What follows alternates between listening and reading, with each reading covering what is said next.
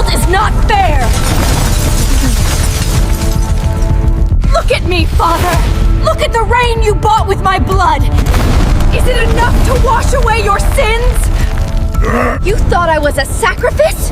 You thought I was a gift for the gods? No! I am the nightmare you created! The world feared the devil, but the devil feared the girl who had nothing left to lose. Burn it all down, Amara. I tried to scream in that darkness, but there was only him. The devil. Amara.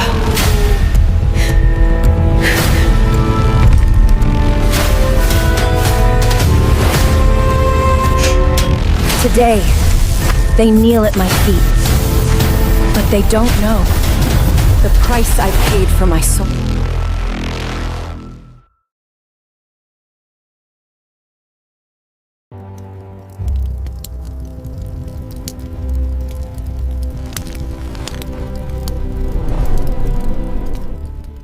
They say death is silent.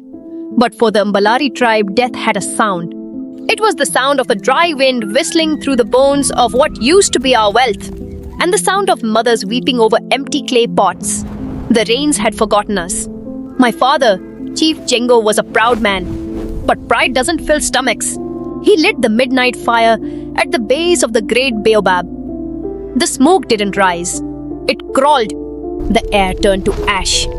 He emerged from the flames. Mulkas, the prince of the abyss. I am Amara. They called my voice the breath of the Savannah. I didn't know it was a curse. Mulkas didn't want gold. He pointed a long clawed shadow toward my father's hut. Chief Jeno didn't hesitate. He traded his only daughter for a single storm. I fought. I screamed.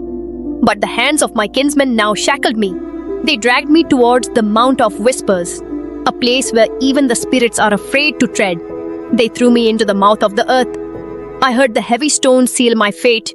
The darkness felt thick, like oil, and it smelled of ancient rain. Then I saw him. He wasn't a beast. He was a king made of smoke and sorrow. He moved without a sound. No heartbeat, no breath, just the cold weight of his gaze. I stood my ground. "Are you going to kill me, demon?" I asked. He didn't speak. He only tilted his head, and a sound like cracking ice filled the cave. He pointed to his throat.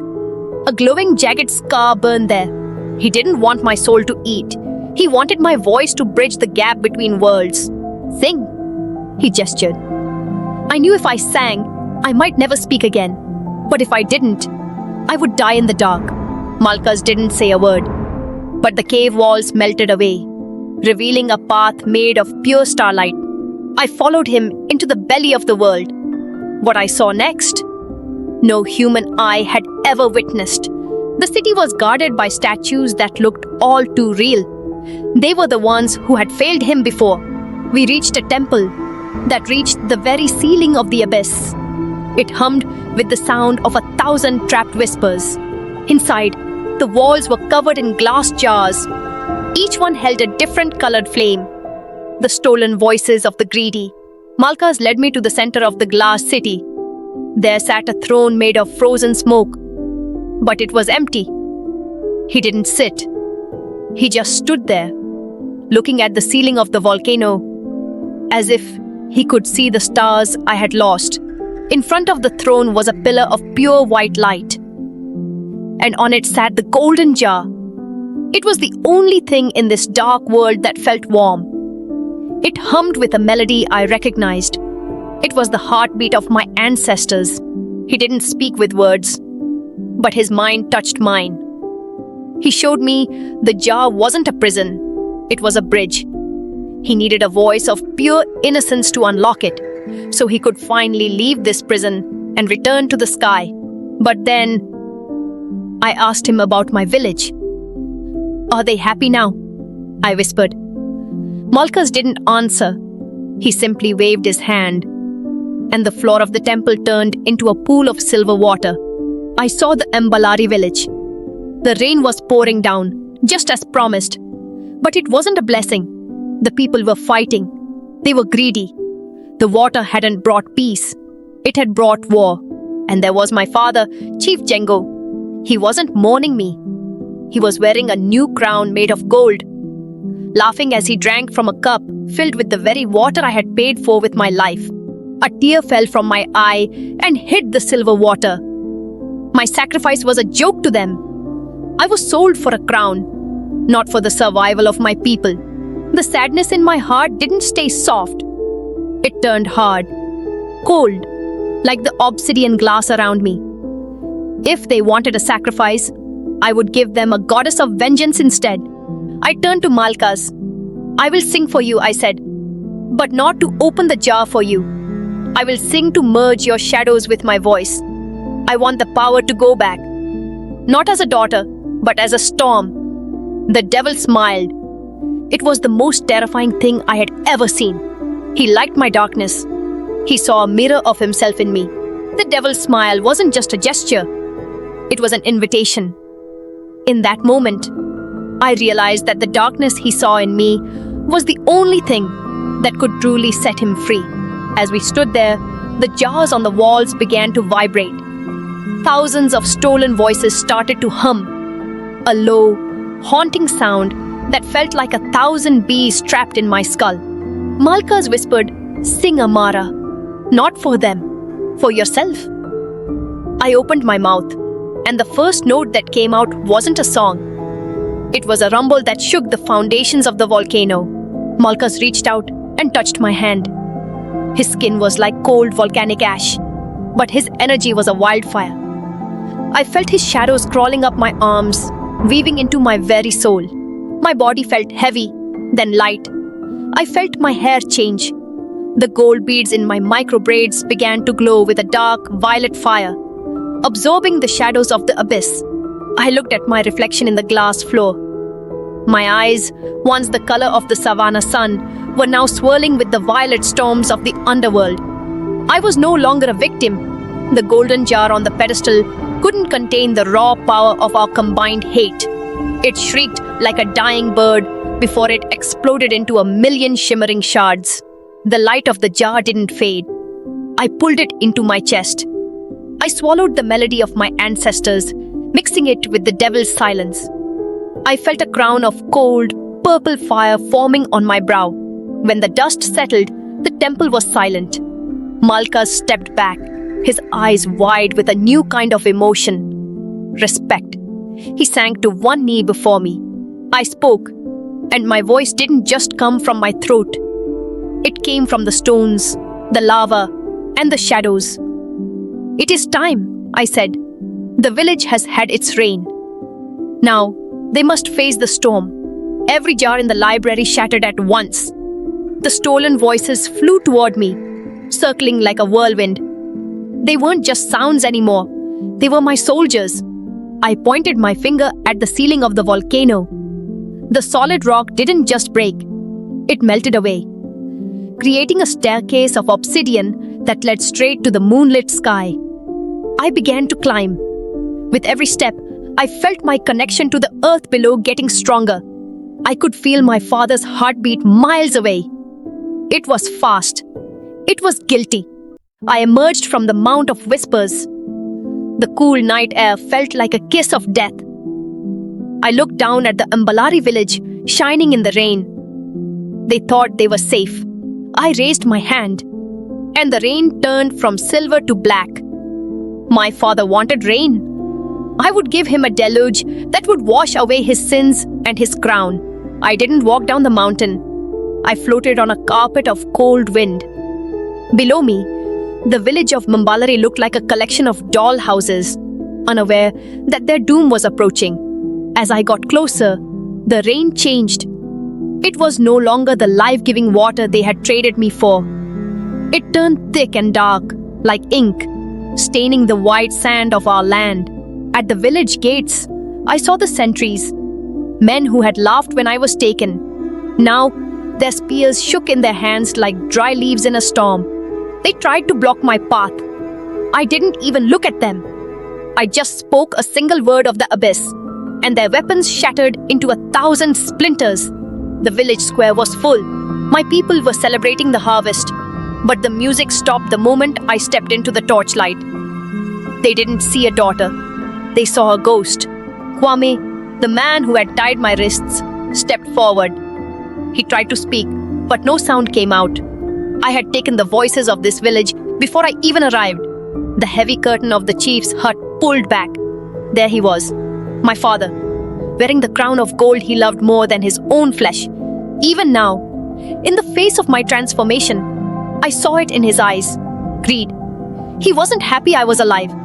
He was wondering how much more power he could squeeze from me. I walked toward him, and with every step, the gold on his head and hands began to turn black. "You sold me for rain," I whispered. "But the rain is mine to command now." I touched his chest, right where his heart should have been. It was cold. I felt the shadows of the volcano enter him, showing him every second of pain I felt in the dark. The villagers didn't help him. They backed away. They saw the truth now. Their chief was a monster, and I was the justice they had feared.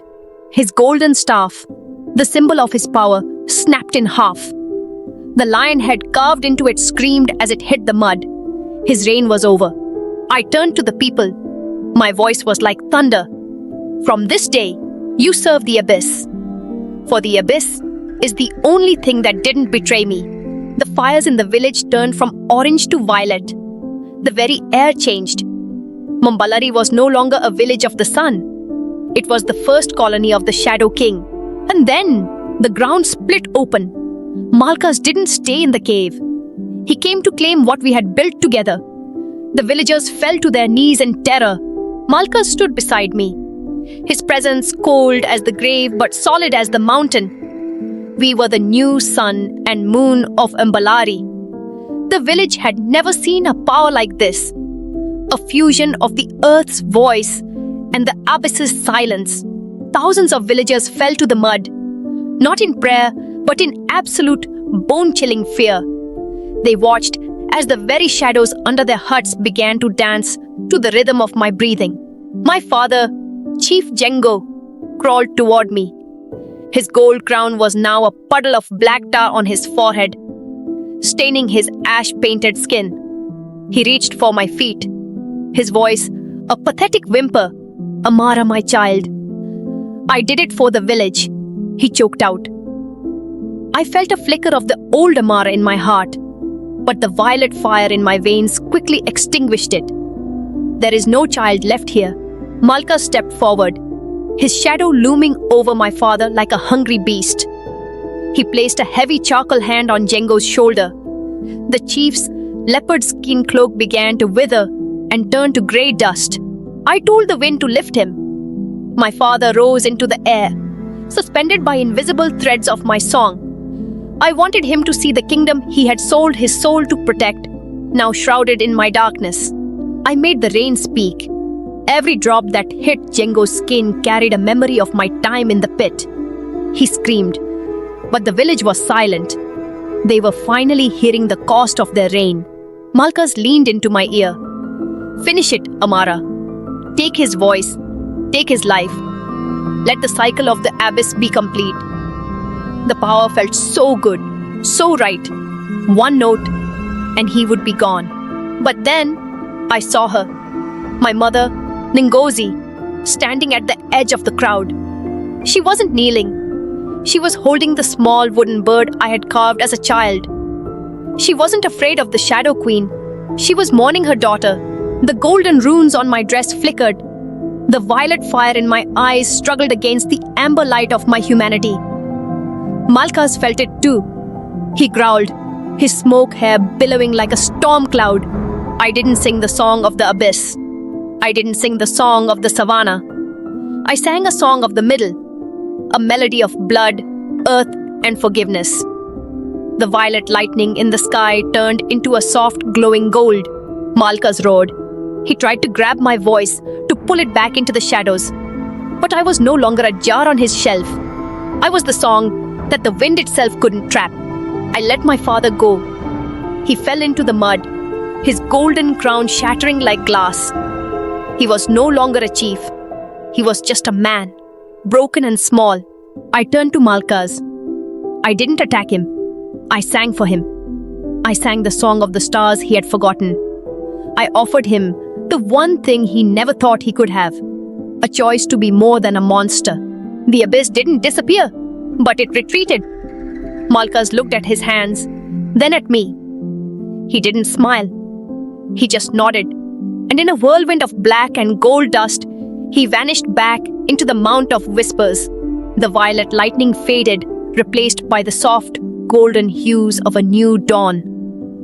The air in Umbalari no longer smelled of ash and charcoal. It smelled of wet earth and jasmine. The age of fear was over, but the age of the queen had just begun. I walked over to where my father lay. The gold crown he had traded my life for was now nothing more than a twisted piece of scrap metal in the mud. Gold has no value in a world that needs mercy. I didn't kill him. To kill him would be to follow the devil's path. Instead, I gave him the one thing he feared most: silence. I stripped him of his title and commanded him to walk until he found a land where no one knew his name. My mother, Ngozi, approached me. She didn't bow. She didn't tremble. She simply reached out and touched my cheek. For a moment, the spirit queen disappeared, and I was just a daughter again. I taught the people a new song. Not a song of sacrifice, but a song of balance. We would respect the shadows of the volcano, and in return, the sun would never scorch our fields again. Mulkas was gone, but his presence remained in the whispers of the wind. I became the bridge between his world and ours. Every full moon, I returned to the edge of the volcano to ensure the shadows stay where they belong. The rivers flowed again. The animals returned, but they were different now. Stronger, with eyes that reflected the starlight. The magic of the abyss had healed the earth it once tried to consume. People from distant lands began to tell stories of the girl with the blue feather, the girl who stared into the eyes of the devil and taught him how to hear music. I learned that the greatest power isn't in the gold we wear or the shadows we command. It is in the choice to be kind when the world is cruel. My name is Amara, and I am the voice of the Savannah. And so, the story ends. But the song never dies. It lives in every raindrop, every leaf, and every heartbeat of Umbalari. Forever.